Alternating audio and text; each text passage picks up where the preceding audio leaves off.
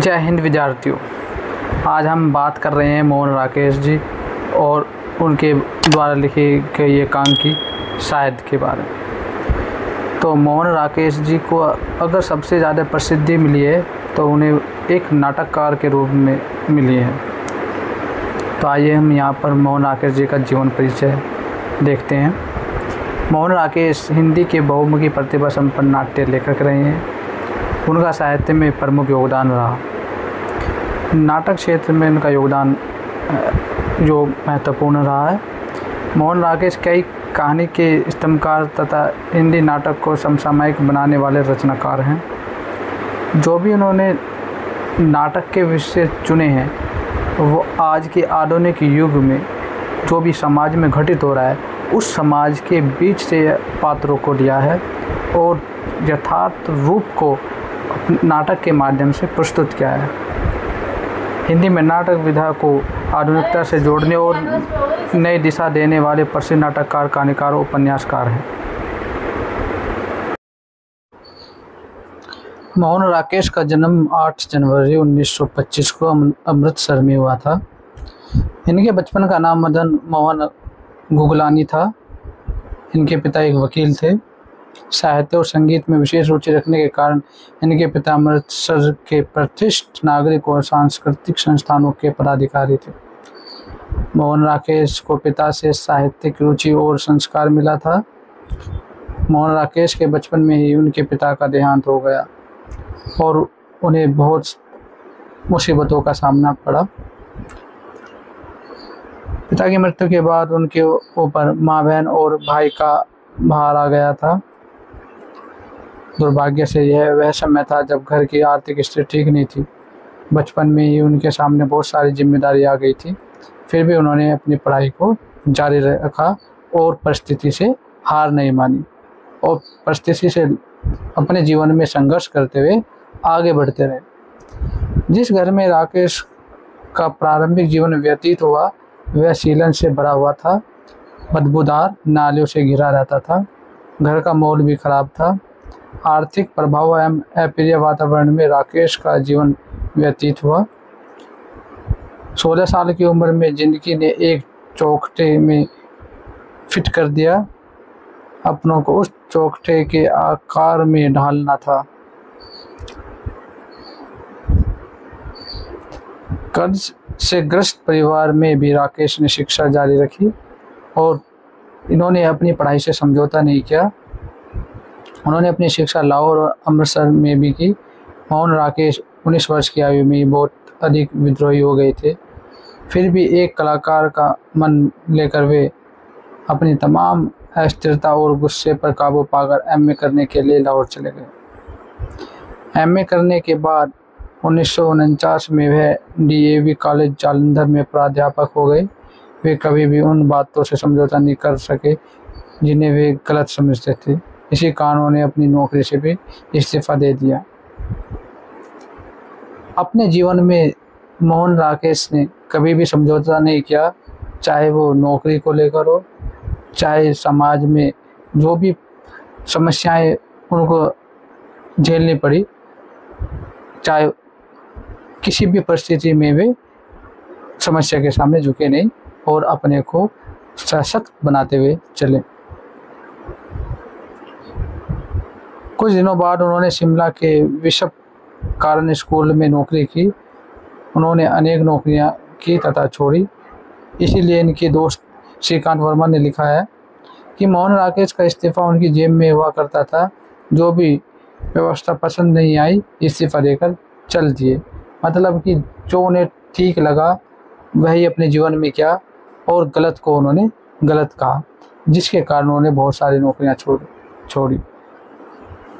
वस्तुतः पद त्याग और पत्नी त्याग की प्रक्रिया राकेश के जीवन में समांतर भाव से चलती रही। राकेश के व्यक्तित्व का यह पहलू उनके कृतित्व से भी प्रमाणित हो जाता है।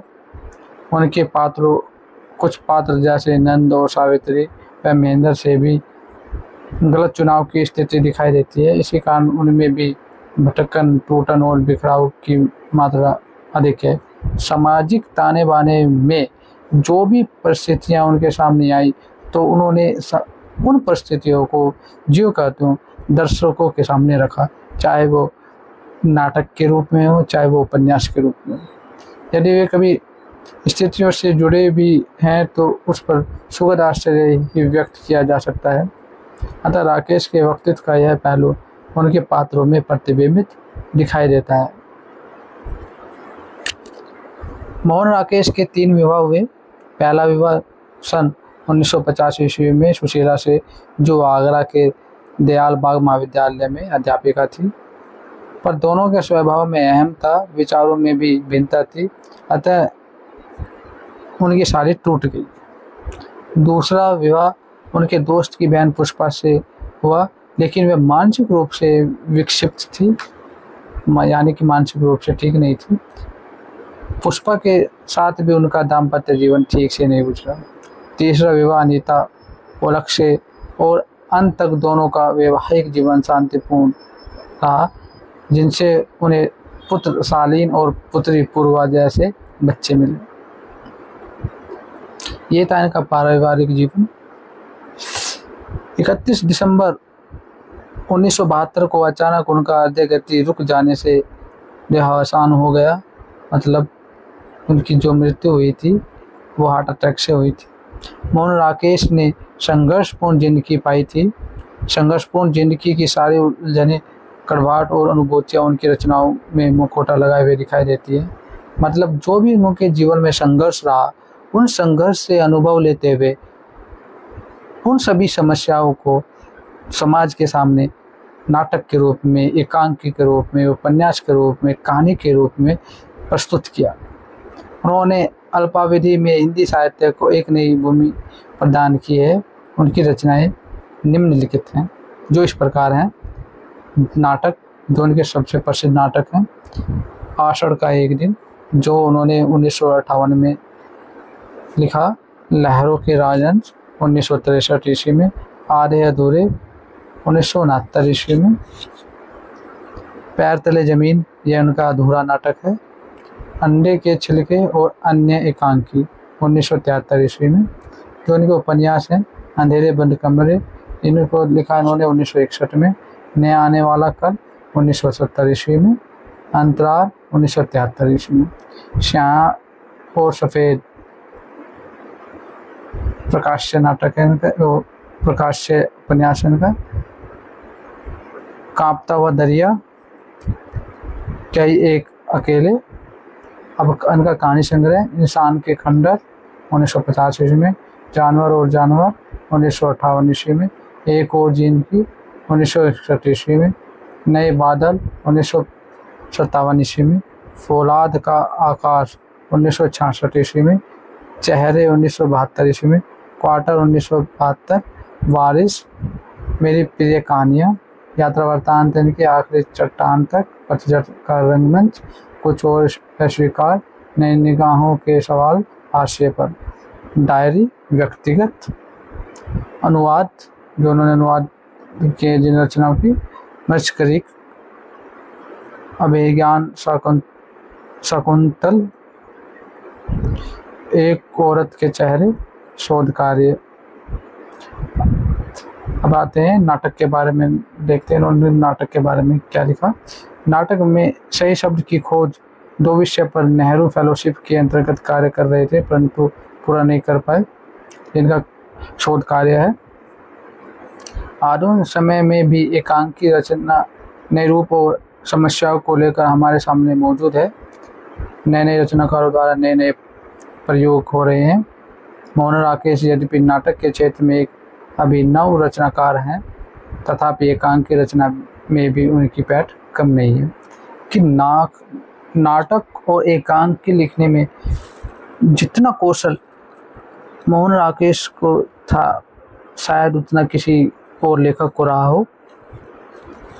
बड़ी बारीकी से, बड़ी ही मार्मिक तरीके से समाज में जो भी विसंगतियाँ, अर्थात जो समाज जो टूट रहा था, जो पारिवारिक परिवेश में जो ताने बाने बुने जा रहे थे, उन्होंने अपने नाटकों और एकांकी के माध्यम से बड़े ही सूझबूझ तरीके से प्रस्तुत किया है।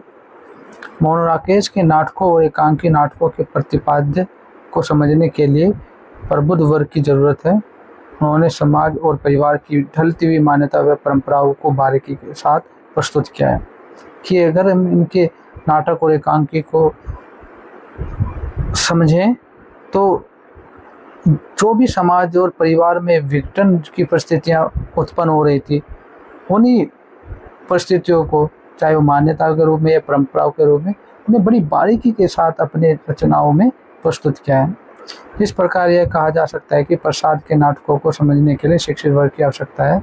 मतलब अगर जैसे हम बोलते हैं कि प्रसाद के नाटकों को समझने के लिए एक शिक्षित वर्ग की आवश्यकता है, उसी प्रकार हम कह सकते हैं कि मोहन राकेश के नाटकों को समझने के लिए प्रतिभा संपन्न शिक्षित वर्ग की जरूरत है। ये दोनों की जरूरत पड़ेगी। अगर व्यक्ति प्रतिभावान है और साथ शिक्षित है तो ही उनके नाटकों की मूल भावना तक पाठक पहुंच पाता है,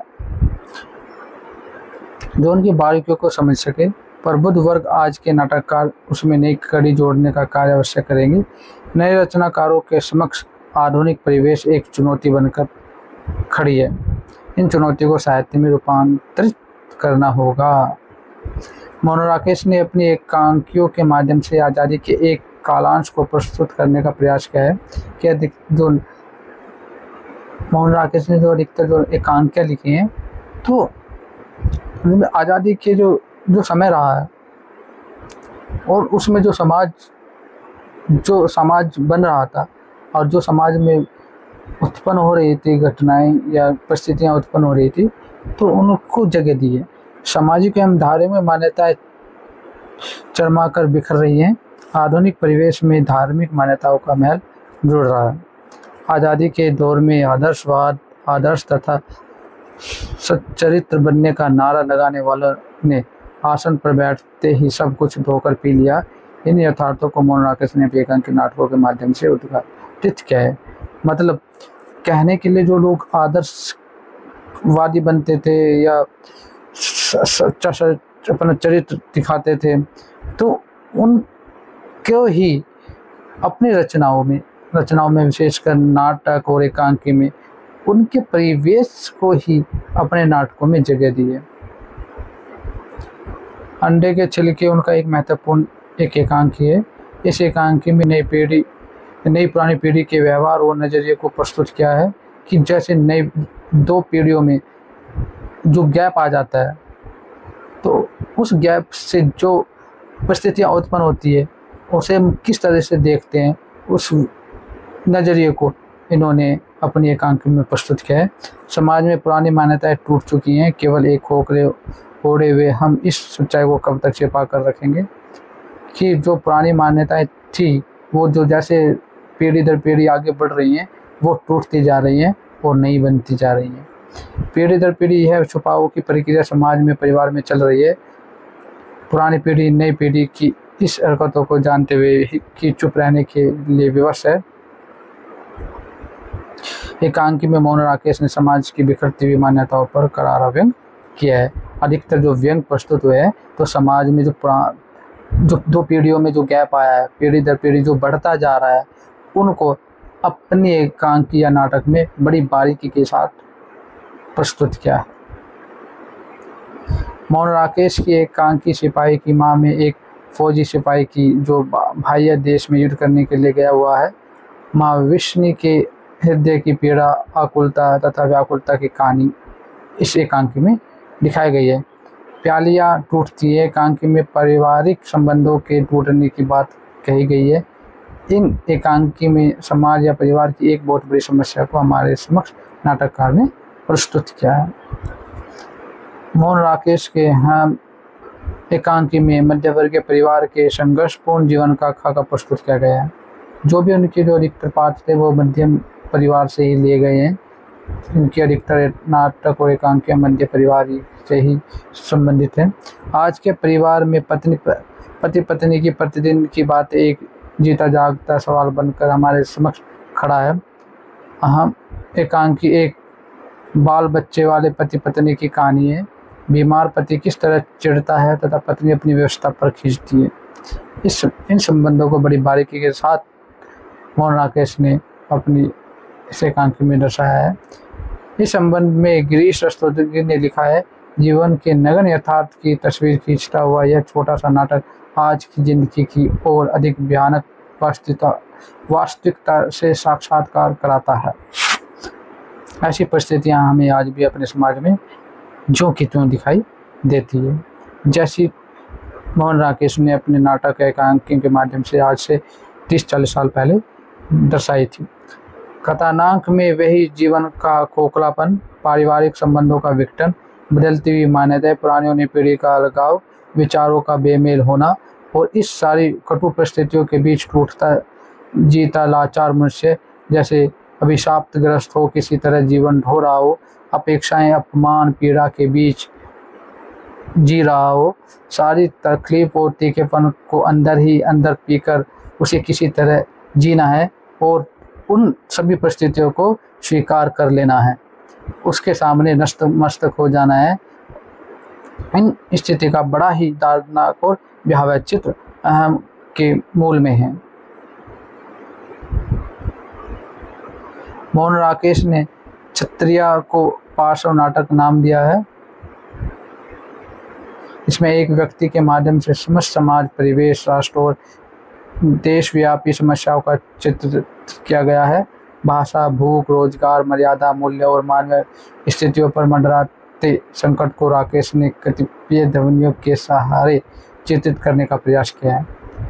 अनेक आवाज़ों के बीच एक पुरुष कंठ की आवाज़ सामने आती है जो युग के संकट, मूल्यों के विघटन और समस्या कुल संसार को प्रतिध्वनित करती है।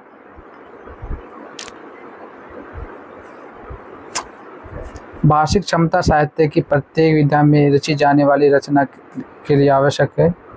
अब यहाँ पर उनकी भाषिक क्षमता दर्शाई गई है। उनकी भाषिक क्षमता इनकी एकांकित नाटकों में बड़े ही सौम्य तरीके से दर्शाई गई है। कोई भी रचनात्मक अपनी इस क्षमता के सहारे ही अपने मंतव्य को पाठकों तक संप्रेषित करता है। नाटक के संदर्भ में तो काव्य कौशल की चर्चा और भी महत्वपूर्ण है, क्योंकि उसमें नाटककार को स्वयं कुछ कहने का अवकाश नहीं मिलता। जो कुछ भी कहना है वह पात्रों के संवाद और गतियों के माध्यम से कहना है। उसमें कथा के प्रति पात्रों के स्वभाव, मानसिकता, मानसिक संरचना और सामाजिक स्तर आदि अनेक महत्वपूर्ण तत्व भाषा को निर्धारित करते हैं। कि जो भी भाषा का प्रयोग मोहन राकेश जी ने अपने नाटक एकांकी रचनाओं में किया है, तो उन्होंने पात्रों को, स्वभाव को ध्यान में रखा है, पात्रों की मानसिकता को ध्यान में रखा है, किस समाज से, किस परिवेश से आता है, उनको ध्यान में रखकर ही भाषा का प्रयोग किया है। लेखक की कल्पना शक्ति और क्षमता की भूमिका तो सर्वाधिक महत्वपूर्ण होती है। एकांकियों के संदर्भ में भाषा के विविध रूपों और स्तरों का विश्लेषण करना महत्वपूर्ण हो जाता है, जो हमें मोहन राकेश जी की एकांकी में देखने को मिल जाता है। संवाद किसी एक एकांकी के लिए महत्वपूर्ण होता है। संवादों के सहारे ही कहानी को गति मिलती है। किसी भी नाटक, एकांकी और कहानी में संवादों की महत्वपूर्ण भूमिका होती है। अगर संवाद रुचिकर नहीं होंगे तो वो रचना भी विफल हो जाएगी, या जो बात लेखक दर्शकों तक पहुंचाना चाहता है या पाठकों तक पहुंचाना चाहता है, उसमें वह विफल हो जाएगा। तो इस कार्य में मोहन राकेश जी को महारत हासिल थी और अपने संवादों का बड़े ही मार्मिक तरीके से उन्होंने चयन किया और पात्रों के माध्यम से कहलवाया। उसमें रुचिरता और रोचकता का समावेश होता है, और तो और पात्रों के व्यक्तित्व के प्रकाशन में भी संवादों की भूमिका विशेष होती है। संवादों की दृष्टि से देखें तो अंडे के छिलके के संवाद संक्षिप्त, सरस, रोचक और गतिशील तो हैं ही, वे कथा के प्रसंग को भी पूरी तरह गति प्रदान करते हैं। संवादों की यह गतिवृत्ता या स्पंदशीलता और सरस रोचकता इस एकांकी का अतिरिक्त आकर्षण है। बीना और श्याम, राधा और बीना के संवादों में ये सभी गुण मिलते हैं। आकर्षण का एक कारण संवादों की संक्षिप्तता भी है। संवाद ज़्यादा बड़े नहीं होने चाहिए, संवाद प्रभावी, स्पष्ट और संक्षिप्त होने चाहिए, जिससे रचना और आकर्षक लगे और पाठकों को उसे पढ़ने में रुचि हो। वे चरित्र के उद्घाटक हैं। हर एक पात्र का कथन उसके व्यक्तित्व का प्रतिरूप बनकर आया है। वस्तुतः एकांकी समाज इतने सटीक होते हैं कि उनके माध्यम से प्रत्येक पात्र की चारित्रिक विशेषताएं स्पष्ट रूप से प्रस्तुत होती हैं, जो हमें मोहन राकेश जी की एकांकी में देखने को मिल जाती है। इसे लेखक का कौशल ही कहा जाएगा कि संवादों में जीवन है, प्राणता है, चरित्र विशेषता स्पष्ट रूप से प्रस्तुत होती है। एकांकी के संवाद आकर्षक और संक्षिप्त होते हैं। यही कारण है कि पात्र जैसे हैं, उनके व्यक्तित्व में जो गुण हैं वे ही सब के सब विशेषताएं संवादों में भी मिलती हैं। पात्रों के मन में भावों और आदर्शों को संवाद पूरी तरह से व्यक्त कर देते हैं। आइए, एकांकी की भाषा में एक लहजा है जो मोहन राकेश ने अपनी रचनाओं में दिखाया है।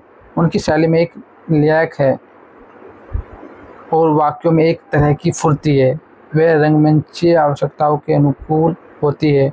एकांकी प्यालियों का टूटना में एक खास बात है। वास्तव में उनका टूटना माधुरी के मन की टूटन और बिखरन को ही व्यक्त करता है। एक प्याली टूटती है तो लगता है कि माधुरी के मन की कोई तर चटक गई हो। राकेश इस एकांकी के माध्यम से यही कहना चाहते हैं कि आज आडंबर और दिखावे से संबंधित कृत्रिम मूल्यों का विकास हो रहा है। हम कृत्रिमता और आडंबर के प्रतीक बनकर रह गए हैं। इसी से हम बाहर से भरे पूरे होकर भी भीतर से खाली और टूटे हुए हैं। हम आडंबर युक्त जीवन जी रहे हैं, लेखक ये कहना चाहता है। और ऐसे लगता है कि हम भारी जीवन जी रहे हैं और ऊपर अंदर से हम खोखले हो गए हैं और टूट चुके हैं। समाज का परिवेश ऐसा बनता जा रहा है। इसमें कृत्रिमता की कीमत पर स्नेह की बलि दी गई है। कृत्रिम मूल्यों के सामने सच्चे जीवन मूल्यों की अवहेलना किस कदर हमारे जीवन में घर करती जा रही है, यही एकांकी का प्रतिपाद्य है। लेखक का कौशल देखिए कि वह कितने सहज ढंग से, कितनी कृत्रिम शैली में आधुनिक जीवन की कृत्रिमताओं और विषमताओं पर व्यंग करता है। कहानी कहने की आवश्यकता नहीं है कि मोहन राकेश अपने उद्देश्य और तदनुरूप कथा एवं पात्रों को संवादों के सहारे प्रस्तुत करने में सफल हुए हैं और अपनी बातों को पाठकों तक पहुंचाने में सफल हुए हैं। आइए एवं शायद एकांकी मोहन राकेश की जो है उसके बारे में विस्तार से चर्चा करते हैं। मोहन राकेश के सारे नाटक प्रयोगात्मक हैं। नाटक एकांकी और बीच नाटक के रूप में अनेक नाट्य प्रयोग किए हैं मोहन राकेश ने अपनी रचनाओं में।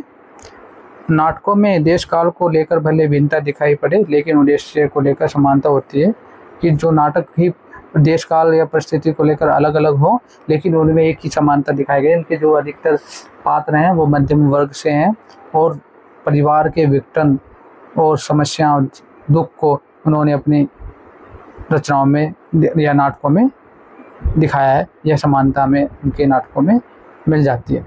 सभी का केंद्रीय प्रयोजन है प्रामाणिक जीवन के चुनाव की समस्या। नाटककार प्रत्यक्ष या अप्रत्यक्ष रूप से अस्तित्ववादी मान्यताओं को आरोपित करता है अपने नाटकों में। हिंदी की नवनाट्य लेखन या नया नाटक परंपरा को एक व्यापक सृजनात्मक एवं ठोस आंदोलन के रूप में स्थापित करने का श्रेय मोहन राकेश जी को दिया जा सकता है। जिस तरह से उन्होंने अपने नाटकों में उन समस्याओं और मुद्दों को उठाया है। सामान्यतः राकेश को जयशंकर प्रसाद की परंपरा का नाटककार कहा जा सकता है, क्योंकि उनके नाटकों में ऐतिहासिकता, नारी पात्रों की प्रधानता, भावुकता और काव्यात्मकता मौजूद है, जो हम जयशंकर प्रसाद के नाटकों में देख सकते हैं। फिर भी मोहन राकेश ने इस परंपरा का नए रूप में विकास किया एवं प्रसाद की परंपरा से इतर आधुनिक भावबोध के नाटक लिखे।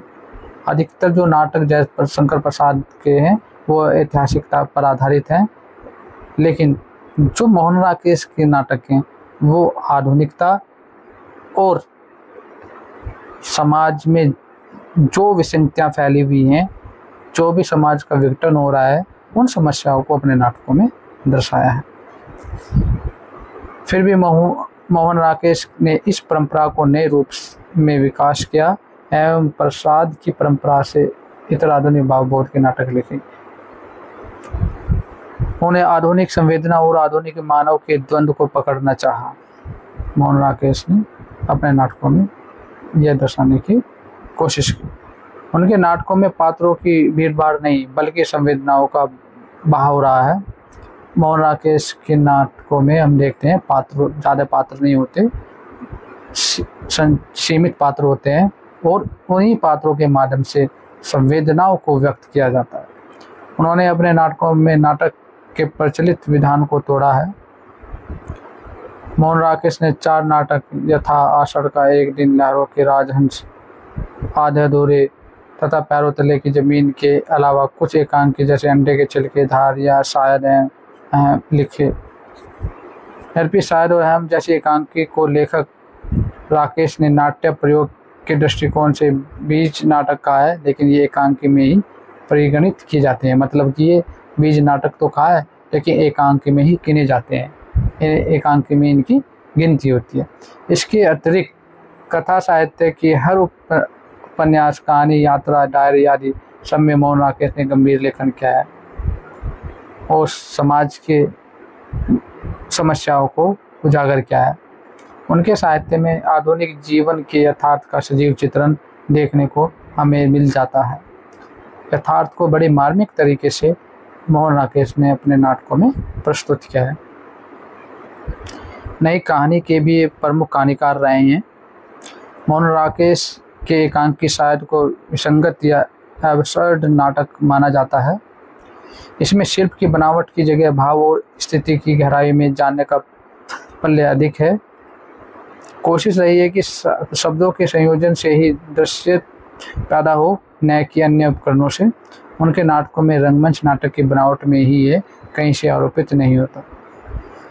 मोहन राकेश के साहित्य में कथा की उतनी चिंता नहीं है जितनी संवेदना को सही रूप से व्यक्त करना है, कि कहानी पर इतना जोर नहीं दिया गया या कथा पर इतना बल नहीं है जितना संवादों के माध्यम से शब्दों के माध्यम से संवेदना को व्यक्त करना हो। कहने का अर्थ है कि संवाद के माध्यम से संवेदना को बड़े मार्मिक सजीव तरीके से व्यक्त करना इनके नाटकों में भाषा का उद्देश्य रहा है। उन्होंने हिंदी नाटकों को प्रसादीय कृत्रिम भाषा से मुक्त कर पुगीन विसंगतियों को मूर्त करने के लिए समर्थ भाषा प्रदान की है। इस प्रकार मोहन राकेश के नाटक रंगमंच की दृष्टि से अत्यंत सफल एवं प्रयोगशील रहे हैं। नाटक, एकांकी और बीजक नाटक, इनमें क्या क्या अंतर होता है यहाँ पर हम देखते हैं। नाटक एक दृश्य साहित्य की विधा है। दृश्य साहित्य ऐसा साहित्य है जिसमें हम रंगमंच पर प्रदर्शित होते देखते हैं। यद्यपि दृश्य साहित्य को हम रंगमंच पर अभिनीत होते हुए देखते समय संवादों, गीतों को सुनते भी हैं, परंतु इसमें दृश्य की ही प्रधानता होती है, इसलिए इसे दृश्य साहित्य ही कहा जाता है, श्रव्य काव्य नहीं। दृश्य साहित्य का ही दूसरा नाम है रूपक। रूपक जिसका रूप मंच पर प्रदर्शित किया जा सके, इसका मंचन पर अभिनट किया जाता है, इसलिए इसको नाटक भी कहते हैं। नाटक का विभाजन अंकों या दृश्यों में किया जाता है। अंकों की दृष्टि से नाटक के प्रकार एकांकी नाटक तथा अनेकांकी नाटक। अनेकांकी नाटक को पूर्णकार नाटक भी कहते हैं। इसमें कम से कम 2 अंक होते हैं। पूर्णकार नाटक को केवल नाटक भी कहा जाता है। इसका विभाजन कई अंकों में होता है। एक नाटक के भीतर कई दृश्य रह सकते हैं। एकांकी नाटक में एक ही अंक होता है, जिसमें एक या अनेक दृश्य हो सकते हैं। शायद भी इसी तरह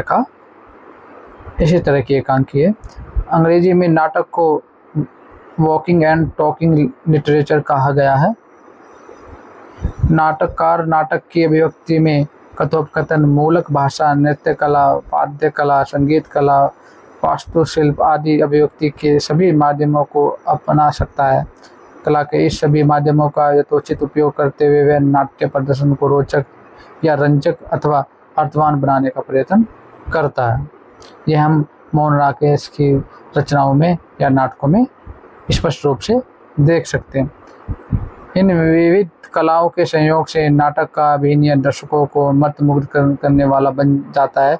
इसलिए सिर्फ चलने बोलने को नाटक नहीं कहा जा सकता जब तक उसमें भाषिक गहराई, भाव वहन की क्षमता न हो, संवादों का सटीक प्रयोग न किया गया हो और समस्या को सही तरह से प्रदर्शित नहीं किया गया हो। मतलब जो भी बात कही जा रही है नाटक के माध्यम से वह अपने उद्देश्य तक ना पहुंची हो।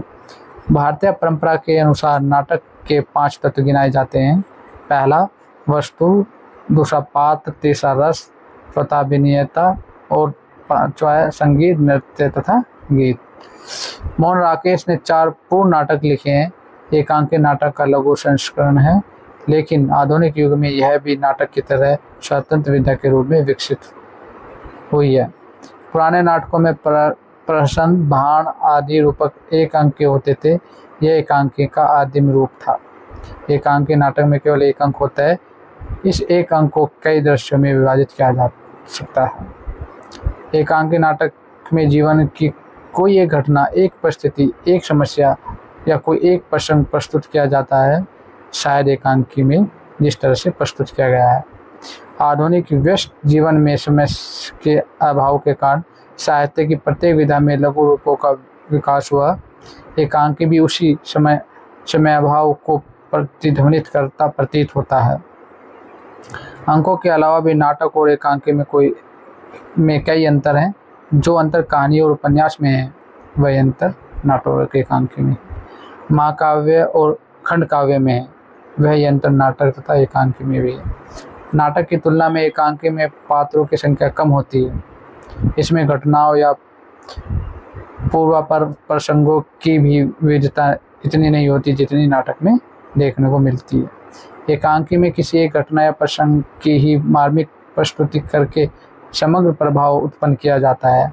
नाटक इसका विस्तृत रूप है। हिंदी साहित्य में एकांकी विकास की दिशा में मोहन राकेश का भी अविस्मरणीय योगदान रहा है। राकेश जी ने 4 एकांकी, 2 बीजक नाटक तथा 2 प्रयोग नाटक और 7 ध्वनि नाटक भी लिखे हैं। इसमें बीज नाटक को अधिकांश आलोचक एकांकी के अंतर्गत ही मानते हैं। बीज नाटक मोहन राकेश का सर्वथा नवीन नाट्य प्रयोग था, अतः इसे समझना आवश्यक है। बीज नाटक प्राचीन भारतीय वाग्मय की एक कहानी की तरह है। इसमें एक शिष्य ने गुरु से यह सवाल किया कि यदि ईश्वर है तो वह दिखता क्यों नहीं है। इस पर गुरु ने उत्तर दिया कि यह बीज देख रहे हो, इसमें क्या वटवृक्ष दिखता है, किंतु इसमें विशाल वटवृक्ष समाहित है। यह उचित पोषण और खाद पानी के पश्चात अपना आकार ग्रहण करेगा और दिखेगा भी। ईश्वर भी इस जड़ रूपी संसार में इसी भांति समाहित है। यह क्रम भक्ति योग से ही दृश्य होता है। बीज नाटक भी पूर्णकाल नाटक की प्रारंभिक अवस्था मानी जा सकती है। लेखक ने अपने नाटकों के माध्यम से बताने का प्रयास अपनी एकांकी में क्या है। जिस प्रकार बीज में सृजना की अपार शक्ति समाहित होती है, वैसे ही बीज नाटक में भी विस्तार पाकर पूर्ण नाटक बन जाने की अपार संभावना होती है। बीज नाटक को नाटक नवाकुल कहा जा सकता है। मोहन राकेश से पहले किसी और ने इस शब्द का प्रयोग नहीं किया था, न ही मोहन राकेश ने इसकी कोई सैद्धांतिकी की विकसित की। बस 2 बीज नाटक लिखे शायद, और हाँ, आगे किसी और नाटककार ने बीज नाटक नामक विधा को अपनाकर बहुत ज़्यादा नाटक नहीं लिखा। भारतीय या पाश्चात्य नाट्य परंपरा में बीजक नाटक का संकेत प्राप्त नहीं। अभी तक हिंदी नाट्य आलोचना में भी इसका स्वरूप स्पष्ट नहीं हो पाया है। बीज नाटक यह नाम स्वयं मोहन राकेश का दिया हुआ है, जिसमें एब्सर्ड नाटक जैसी कुछ विशेषताएं प्राप्त होती हैं। मनोविज्ञान के आधार पर बीज नाटक की आंतरिक संरचना को समझा जा सकता है। मनोवैज्ञानिक मानते हैं कि जिन बातों को हम सोचते हैं, करते हैं, उसका बीज भाव हमारे मन में दबाव होता है। मनुष्य की बहुत बाह्य क्रियाओं का मूलाधार बीज भाव है, अतः इसी भाव की नाट्य प्रस्तुति ही बीज नाटक है। प्रोफेसर नारायण राजू मानते हैं कि जिन क्रिया प्रक्रियाओं को हम सामाजिक दबाव, नैतिक मर्यादा, शालीनता आदि के कारण अभिव्यक्त नहीं कर पाते, सतत दबाव में रहते हैं, वे ही बातें कभी कभी अनायास किसी बाह्य शारीरिक चेष्टा, ध्वनि व्यापार अथवा संदर्भित शब्दावली या प्रसंग्रहित बड़बड़ाहट, टूटे टूटे वाक्य या निरर्थक प्रलाप, अब्सर्डिटी आदि द्वारा व्यक्त होती रहती है। वास्तव में देखा जाए तो निरर्थक कुछ नहीं है। इन निरर्थक दिखलाई देने वाले शब्दों, वाक्यों, खंडों, प्रलापों तथा कार्यकलापों में एक पूरी अर्थ संगति होती है, जिसका बीज हमें अनिवार्यतः उसके अवचेतन में ढूंढना पड़ता है। प्रोफेसर नारायण राजू के अनुसार बीज नाटकों को निम्न रूपों से समझा जा सकता है। पहला, बीज का अर्थ है बीजारोपण। नाटक के बीज लेखक के अंतर्मन में अवस्थित होते हैं, मतलब लेखक के मन में पहले से ही मौजूद होते हैं। इसी के माध्यम से लेखक स्थितियों को नाटक में आरोपित करते हैं और नाटक के रूप में वो हमारे सामने एक प्रस्तुति के सामने, एक रचना के सामने आते हैं। बीज नाटक एक रसता या मोनोटनी की अवस्था है, जिनकी मानो रुक सी गई है, जिनकी की सारी घटनाएं अर्थहीन हो गई हैं, जीवन जल की तरह ठंडा होकर जम गया है। इस तरह से हमें बीज नाटक में ये बातें दिखाई देती हैं। बीज नाटक अर्थात अंतर्मन की ग्रंथियों का बाह्य व्यक्तिकरण, निरर्थक कार्यकलापों, अकारण चेष्टाओं, प्रसंगहीन शब्दों, वाक्य खंडों द्वारा अवचेतन की अभिव्यंजना दिखाई देती है। शास्त्रीय आलोचकों ने बीज नाटक को कथा वस्तु की अर्थ प्रकृति के प्राथमिक चरण बीज से जोड़ा है। इस मान्यता के अनुसार इस लघु कलेवर एकांकी में कथा के पात्र यथावत स्टैंड स्टिल कथा को बीज रूप में बनाए रखते हैं। इसका विकास नहीं होता। कथा जहाँ शुरू होती है वहीं पर आकर खत्म हो जाती है। बीज का अर्थ है संभावना, जहाँ जीवन की सारी संभावनाएं जड़ीभूत होकर बीज की तरह हो जाती हैं और बाद में अंकुरित होती हैं और एक विशाल वृक्ष का रूप धारण कर लेती हैं। प्रयोगधर्मी रचनाकार मोहन राकेश ने पूर्ण नाटकों और एकांकियों के साथ ही कुछ छोटे नाट्य प्रयोग भी किए, जो बीज नाटक के नाम से धर्मयुग पत्रिका में प्रस्तुत हुए। शायद 12 फरवरी 1967 को तथा 13 अगस्त 1967 को धर्मयुग में प्रकाशित हुआ। इसके बाद से ही बीज नाटक शब्दावली की चर्चा लोगों में होने लगी। यूँ तो मोहन राकेश ने बीज नाटक पर कोई स्पष्टीकरण नहीं दिया, किंतु इन दोनों नाटकों के कथ्य और शिल्प के विश्लेषण से इस दिशा में कुछ संकेत अवश्य मिलते हैं। वर्तमान युग के पारिवारिक विघटन, व्यक्तियों के अकेलेपन, मानवीय संबंधों और जीवन मूल्यों के जिस विघटित रूप को आज की भाषा में आधे अधूरे में मूर्त करने का प्रयत्न किया गया है, उसी का पूर्व एवं संक्षिप्त रूप इन दोनों एकांकियों शायद और अहम में बीज रूप में दिखाई देता है। कि जिस तरह से उनके आधे अधूरे नाटक में इस पर बड़े लेवल पर दिखाई देता है, तो एकांकी एक दृश्य के रूप में शायद और अहम में भी यह स्थिति दिखाई देती है। जो अकेलेपन, मानवीय संबंधों का टूटना, परिवार का विघटन आदि, ये सब इनकी एकांकियों में और नाटक में दिखाई देते हैं। यह इनका मूल केंद्र रहा है। मोहन राकेश के ये दोनों नाट्य प्रयोग आधे अधूरे में प्रवर्तम रूप में उभरने वाली मोहन राकेश की नाट्य कला का बीज रूप है। बीज नाटक शब्द अर्थ की दृष्टि से विवादास्पद होते हुए भी अपने नाटकीय रूप में विशिष्ट है। बीज नाटक भी मूलतः एकांकी ही है, बस इसमें कथा की अंतर्वस्तु में अलगाव होता है, थोड़ी अलग होती है। बीज नाटक भी एक ही अंक का होता है, किंतु उसमें एब्सर्डिटी, कॉम्प्लेक्स का भाव प्रबल होता है। बीज नाटक की एक और विशेषता है कि यह पूर्ण नाटक होने की संभावना समेटे रहता है, यानी यह अपूर्ण होता है, जबकि एकांकी में जीवन के किसी खास पक्ष, समस्या या घटना को पूर्णता के साथ उभारा जाता है और प्रस्तुत किया जाता है। बीज नाटक अपने कथ्य में वृत्तीय स्वरूप का होता है, जबकि एकांकी या नाटक की कथा प्रवाह चलायमान होती है। बीज नाटक और एकांक में जो भी अंतर है या उसकी अंतर्वस्तु में है, बाकी बिंदुओं पर समानता दिखाई देती है। मोहन राकेश ने इसे एकांकी न कहकर बीज नाटक क्यों कहा? संभव है मोहन राकेश नाट्य प्रयोग में कुछ नए रूपों की खोज करना चाहते चाहते हों। इस कारण उन्होंने बीज नाटक का विचार गढ़ा, जबकि ये एकांकी ही है। और आइए हम शायर एकांकी के प्रतिपाद्य के बारे में विस्तार से चर्चा करते हैं, समझते हैं। शायर एकांकी, जिसे नाट्य प्रयोग की दृष्टि से मोहन राकेश ने बीज नाटक का, अपने आप में एक नई विधा है। आज के भागदौड़ वाले अर्थ युग में प्रत्येक व्यक्ति यथावत जीवन जीने को मजबूर है, मतलब अकेले अकेले जीने को मजबूर है, और उसे समय नहीं मिल पा रहा, अपने लिए भी समय नहीं निकाल पा रहा। इस तरह से इतना व्यस्त व्यक्ति दिखाई देता है।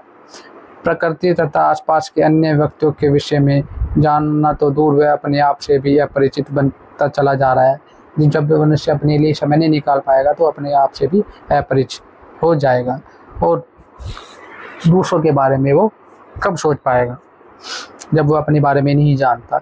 तो ऐसी विसंगतियों को, ऐसी परिस्थितियों को मोहन राकेश ने इस शायर एकांकी में हमारे सामने एक स्त्री पुरुष के रूप में प्रस्तुत किया है। व्यक्ति का लक्ष्य केवल अर्थ प्राप्ति रह गया है, और भावना और विवेक से वह शून्य होता जा रहा है। उसके अंदर भावना और विवेक सूक्ष्म होते जा रहे हैं। सिर्फ उसका उद्देश्य है जीवन का, बस मुझे अधिक से अधिक धन मिल जाए, धन प्राप्त कर सकूं, जीवन के ऐशो आराम कर सकूं। लेकिन वह कब अकेला पड़ जाता है अपने जीवन में, उसे पता ही नहीं चलता। और उस अर्थ का क्या फ़ायदा, उस अर्थ मतलब धन का क्या फ़ायदा, जो उसे एक अकेलेपन में जीने के लिए विवश कर देता है। क्योंकि यदि कोई व्यक्ति इस भागदौड़ से हटकर जीने का हल खोजना चाहता है तो एक प्रकार की निराशा, विषाद और घुटन का शिकार होने लगता है। वह चाहकर भी इससे नहीं निकल पाता, क्योंकि यह रास्ता व्यक्ति ने स्वयं चुना था। वह चाहकर भी इससे नहीं निकल पाता। जीवन में नित्य प्रति की दिनचर्या से हटकर जीने की खोज में जब व्यक्ति भटकने की कोशिश करता है, तब शायद ही उसे गंतव्य या जीने का मार्ग मिल पाए। मध्यम वर्गीय परिवार की विडंबना को मूल आधार मानकर मोहन राकेश ने इस एकांकी की रचना की है। मध्य वर्गीय परिवार का एक साधारण परिवार है, जिसमें पति और पत्नी निवास करते हैं और रहते हैं। दोनों ही, उनके कोई बच्चा नहीं है। ये दोनों केवल पुरुष और स्त्री बनने को विवश है। नाम नहीं रखा लेखक ने इनका, सिर्फ ये विवश हैं एक स्त्री और पुरुष का जीवन जीने के लिए। दोनों ही विवाह के कुछ ही वर्षों में जीवन की निरसता, अकेलेपन, अर्थहीनता और घुटन से बुरी तरह से त्रस्त हो उठते हैं। उनके जीवन में निरसता रहते, अकेले जीवन जीने के लिए विवश हैं। अर्थ का अभाव उनको बुरी तरह सताता है, इसलिए अभाव पीड़ित होकर निराश तथा असहाय जीवन बिताना इनकी नियति बन जाती है। बस वो इस जीवन को ढो रहे हैं, जी रहे हैं, चल रहे हैं, बस काट रहे हैं। एकांकी के प्रारंभ में स्त्री खाने की मेज पर से झूठी प्लेटें हटाते हुए पुरुष से पूछती है, जो ड्रेसिंग गाउन में हाथ डाले किसी अन्य दिशा की ओर देख रहा है। फिर सोचने लगे। वह फिर एक एकांकी का मूल मंत्र और अंतिम सत्य है, जो इन दोनों की जिंदगी में बार बार आता रहता है, जिसमें टकरा कर मौन रहना इनकी अनिवार्यता है। पुरुष आंखें झपकाते हुए कहता है, नहीं, परंतु यहाँ नहीं का मतलब हाँ से है। इस तरह इनके जीवन में बहुत सारे ना और हाँ कुछ एक दूसरे से परिवर्तित होते रहते हैं। पुरुष का टहलने में मन नहीं लगता। रोज शाम को खाना खाते समय पुरुष का मन उदास हो जाता है। वैसे दोनों के मन में अभाव और झटपटाहट है। स्त्री पुरुष को मन बहलाने के लिए सूरज जाने की सलाह देती है, लेकिन पुरुष सोचता है कि कहीं भी जाकर क्या होगा, सब जगह एक सी है, अकेलापन उसी के साथ जाएगा, फिर किसी से मिल नहीं पाएगा। मतलब उस तरह से अपने जीवन को जीने के लिए विवश है। स्त्री को बार बार हाथ का एक्जिमा सताता है, जो फिर से उभर आया है। पुरुष को उसके मित्र देव के तबादले से उदासी महसूस हो रही है। उसे अपनी कमीज में टंगा हुआ पेन भी नहीं मिलता, जिसका उपयोग वह रोज करता है। कभी वह कहता है कि जाने क्या बात अभी दिमाग में आई थी, अचानक गायब हो गई। वह जीवन में इतना व्याकुल, व्यस्त, अकेलेपन से ग्रसित हो चुका है कि वह अब चीज़ें भूलने लगा है। उसे कई बातें याद रहती हैं, पर स्त्री के लिए दवाई लाने की बात याद नहीं रहती। वह अधिक सोचता ही रहता है एक बार वह पहाड़ पर जाने का विचार करता है, किंतु कुछ दिन वह बिल्कुल अकेला रहूं यह सोचता है। पुरुष की इस ऊब से स्त्री भी परेशान है और वह कहती है, हाँ सच, धक्के खाते फिरते हैं दिन भर, स्कूल से बाजार और बाजार से घर, और तुम खुश नहीं रहते फिर भी। मेरे अंदर हर वक्त इतना दुख रहता है तुम्हें लेकर, क्या बताऊं। इस तरह से दोनों स्त्री और पुरुष अपने जीवन में परेशान है। स्त्री अलमारी से निकालकर उसे भुनी हुई मूंगफली देती है। यह स्त्री भी बेचारी पुरुष को खुश करने के लिए दाल सब्जी बनाती है। हालांकि वह भी स्कूल में अध्यापिका है, पर पुरुष को दफ्तर के काम में भी दिलचस्पी नहीं। वह दफ्तर में बैठा हुआ सोचता रहता है, मेरे अंदर न जाने किस चीज़ की उदासी बनी रहती है हर वक्त। अकेलापन, किस चीज़ का अकेलापन है जो विवश कर रहा है इस तरह से ज़िंदगी जीने के लिए। एकाएक 50 चीज़ें हथौड़े मारती रहती है दिमाग पर। स्त्री कहती है, 3-4 तो समझती हूँ कि तुम सोच सोच कर उदास रहते हो, इसलिए सोचते रहते हो। तुम वही कुछ चाहते हो जो तुम्हारे पास नहीं होता। जिन जिन चीज़ों से तुम्हारा मन जुड़ा हुआ है उन सब में तुम अपने को अलग नहीं कर पाते कभी भी।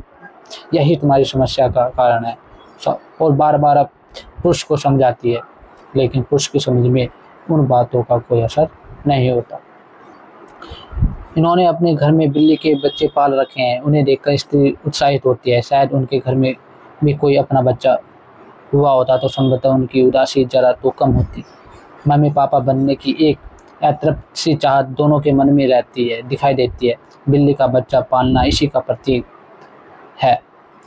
दोनों की अपनी अपनी मजबूरियां होने के कारण वे मिलकर कहीं बाहर नहीं जा सकते। स्वयं स्त्री को भी लगता है कि अच्छा होता अगर न घर बसाते न नौकरी करते। पुरुष को लगता है कि हर आदमी की अपनी अलग जिंदगी होनी चाहिए। स्त्री पूछती है, बिना घर बार के?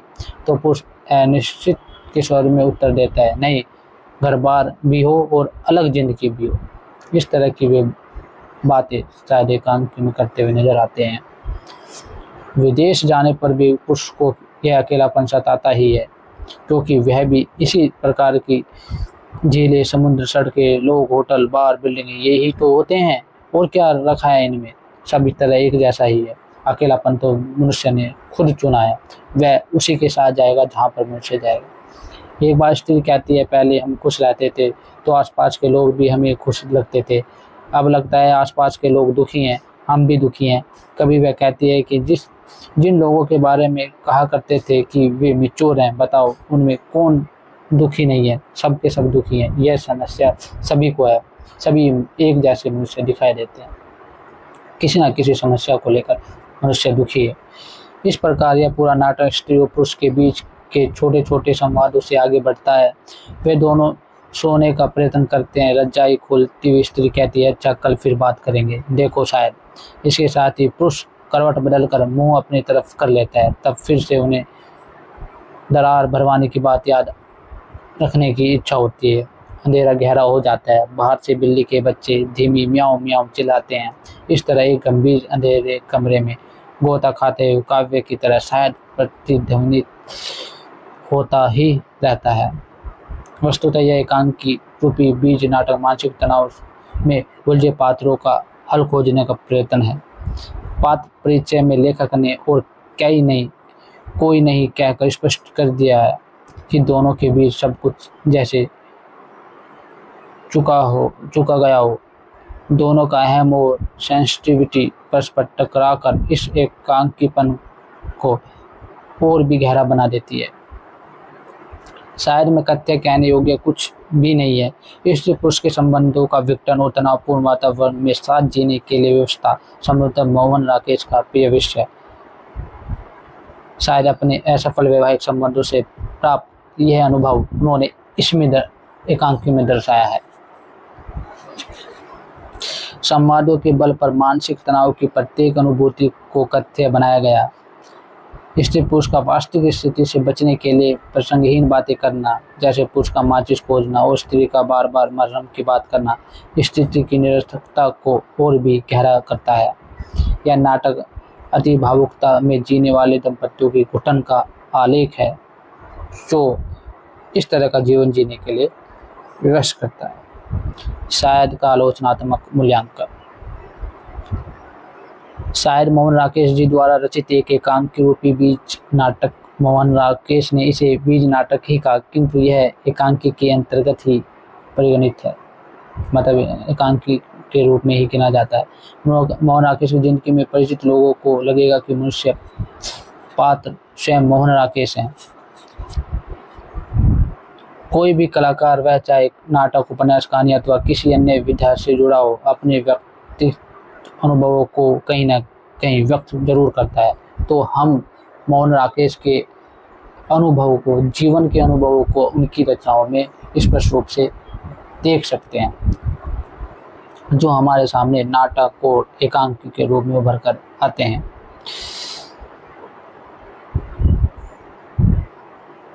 जीवन में देखे, सुने या संपर्क में आए लोग मानस पटल पर अंकित अनेक भाव विचार कलाकार को भीतर ही भीतर मचते रहते हैं। उसे किसी न किसी रूप में ढालने का प्रयास वह करता ही रहता है। शायद एकांकी भी मोहन राकेश के दाम्पत्य जीवन का खुला इकरारनामा है, जो उन्होंने इस एकांकी के माध्यम से लोगों के सामने प्रस्तुत किया है। मोहन राकेश ने जिंदगी को कई कोणों से देखा है और पाया कि सब जगह कोई ना कोई ऐसा बिंदु है जो दुखती रग की तरह है, जो हमेशा साथ चलता रहता है। जिंदगी के उस बिंदु से कई बार उदासी की आवाज़ आने लगती है, कई बार खालीपन का एहसास साया की तरह पीछा करता दिखाई देता है, जो हमेशा साथ में रहता है। और कब चाहे कोई छोटी सी घटना घटित हो जाए तो वह स्पष्ट रूप से सामने आ जाता है। पारमार्थिक जीवन की खोज में भटकता व्यक्ति किसी चीज में खुशी नहीं पाता। यह दुख आजीवन मोहन राकेश की पीड़ा का कारण रहा। यही एकांकीपन, यही निरसता जब कागज की परिधि पर छलका तो शायद के रूप में सामने आया है। शायद अस्तित्ववादी दर्शन से प्रभावित, प्रेरित, परमाणु जीवन के चुनाव की समस्या और उससे उठने वाले ऊब, निराशा, पीड़ा और संत्रास आधुनिक मानव का स्थायी भाव है। इसे ही मोहन राकेश ने अपनी रचनाओं का मूलधार बनाया है, या कह सकते हैं मूल केंद्र में इन्हीं समस्याओं को रखा है जो उनके जीवन में घटित हुई हैं।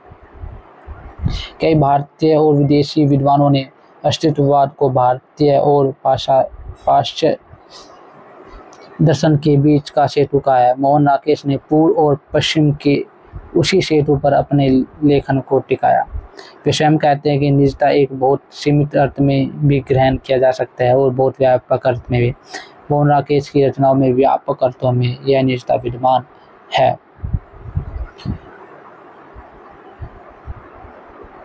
खुद के होने का भाव ही अस्तित्ववादी चिंतन का मूल मर्म है।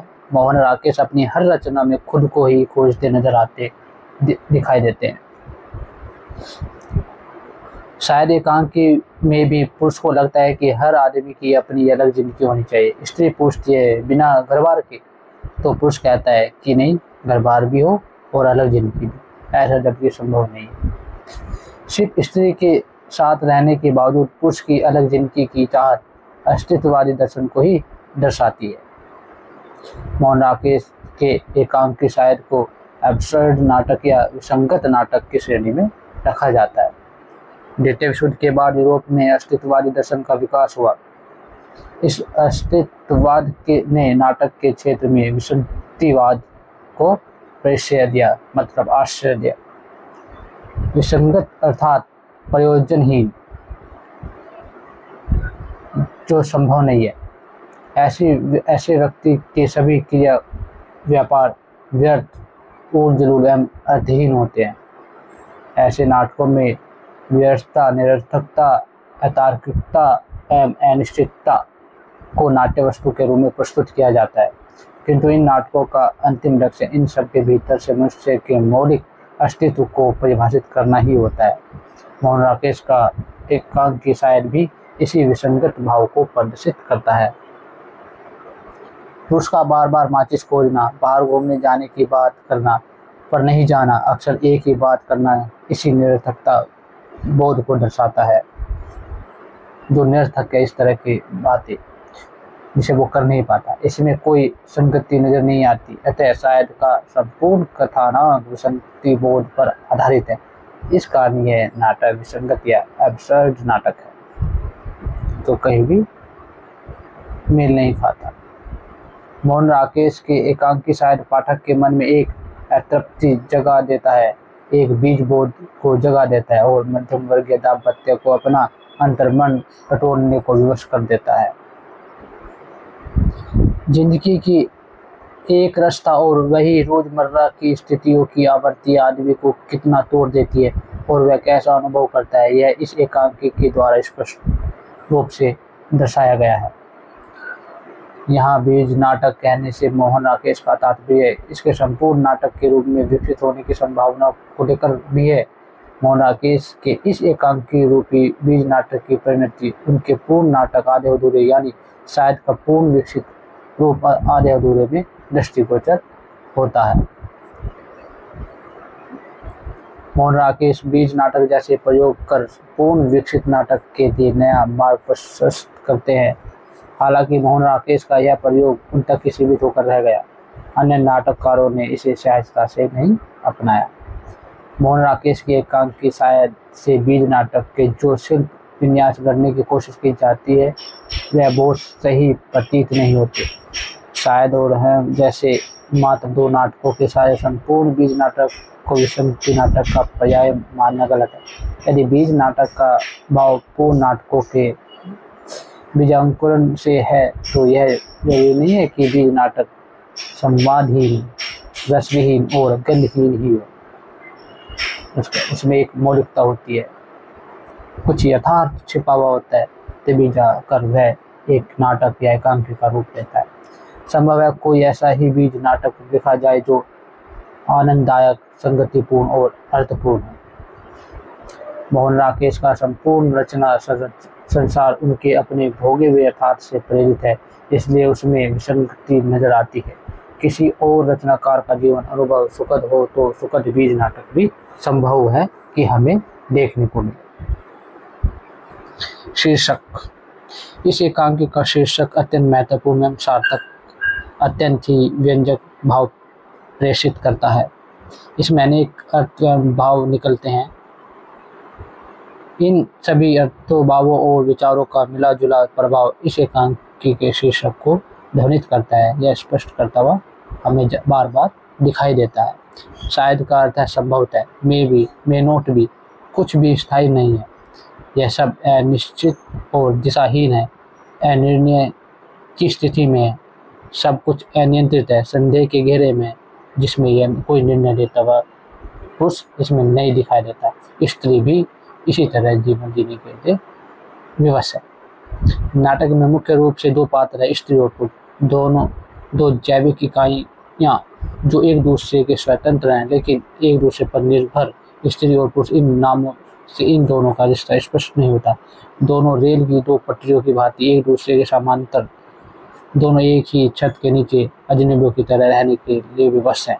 जो साथ में भी रहना है, साथ चलना है, लेकिन एक दूसरे से अजनबी बनकर, एक दूसरे को सुनकर भी अनसुना कर देते हैं, पूछने पर जवाब नहीं देते।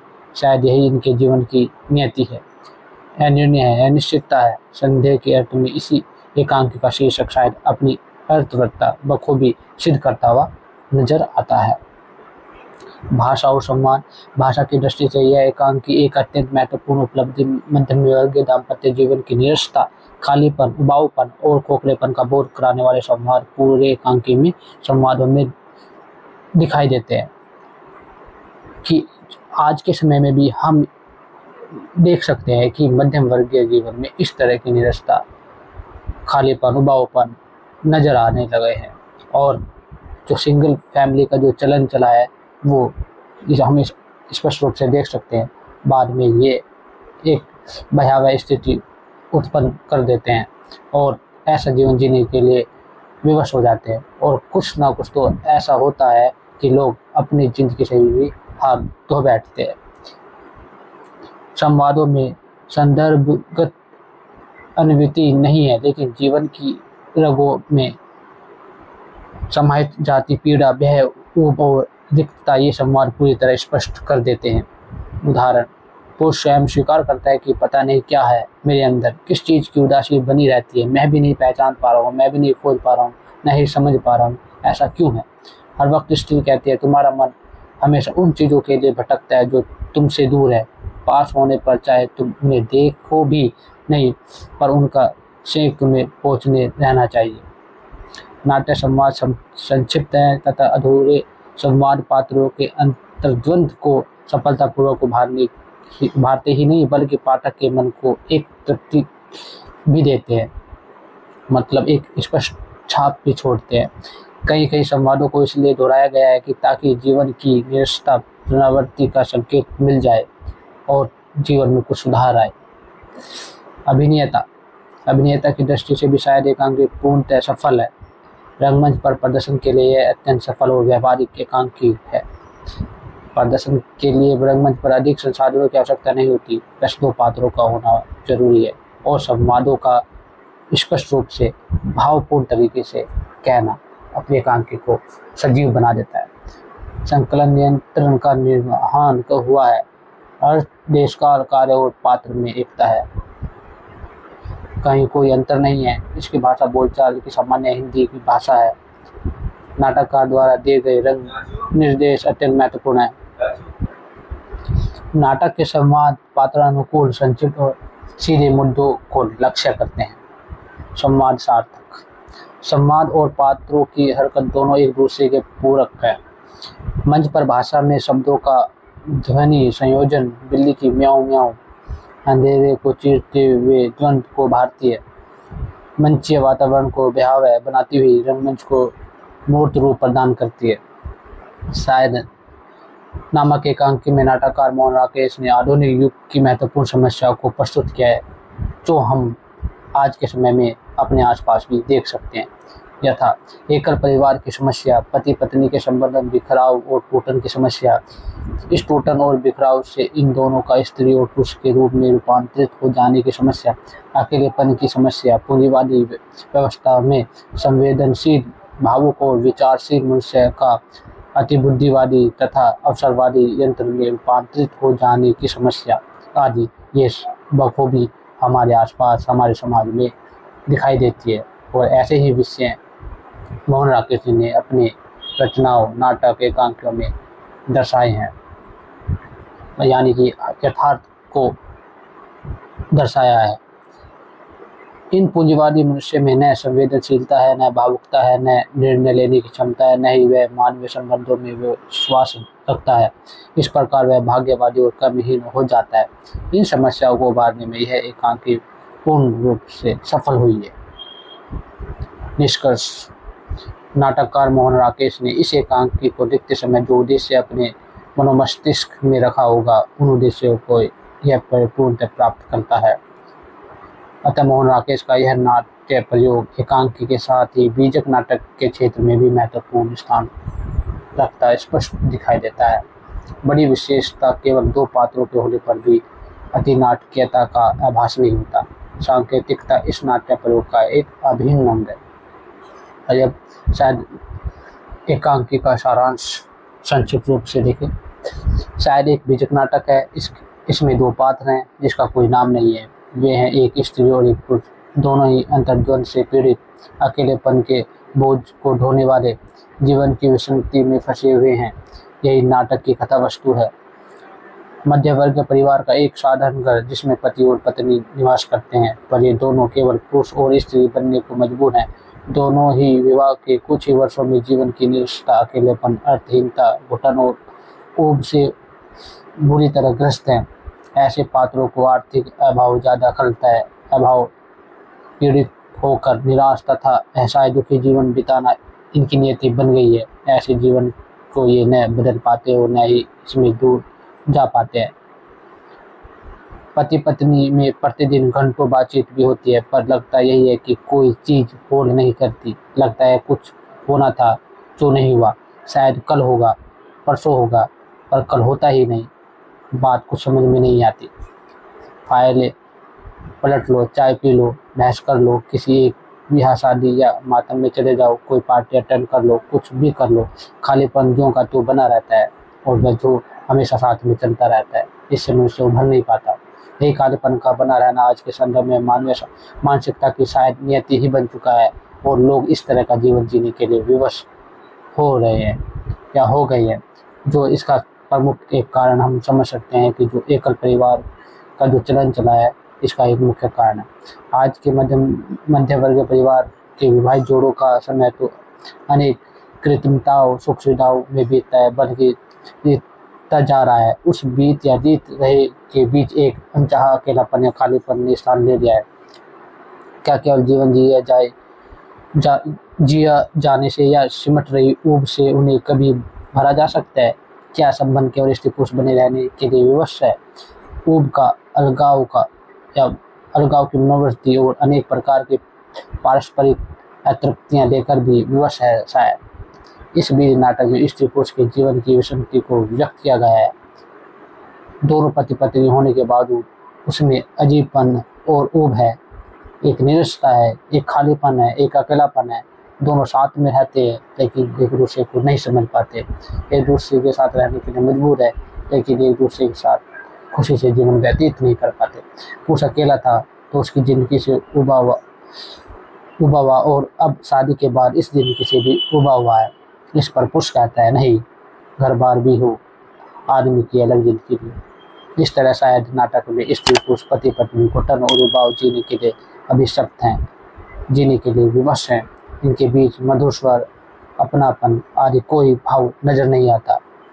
वे अकेलेपन से ग्रस्त जीवन जीने के लिए विवश हैं। धन्यवाद।